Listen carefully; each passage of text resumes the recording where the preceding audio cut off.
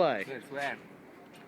Naja, Probleme waren hier gelaufen schon ganzen Morgen durch die Hallergelände. Warte, ich zeige in Edeka Messe von Ihnen. Zeig mal.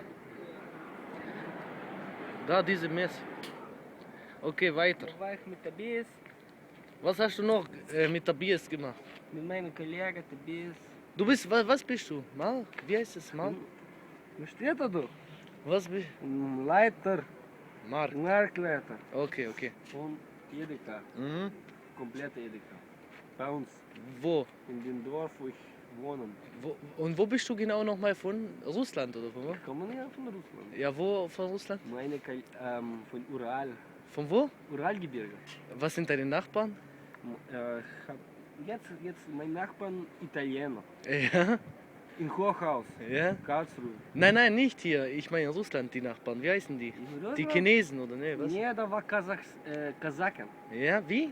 Kosaken. Wie sehen die aus? Ne, diese Männer, die sind kleine Männer, Ja? aber die tun ganz viel, die haben praktisch diese Augen, Welche Augen? Schlitzaugen. Schlitzaugen. Ja, die haben diese richtige. Die haben auch deine Und nicht, Schäferhund aufgeschlitzt, oder ja, die haben meinen Schäferhund genommen, alles, mein ganzes Leben zerstört. wie? Mhm. Und die haben auch meinen Vater vergewaltigt.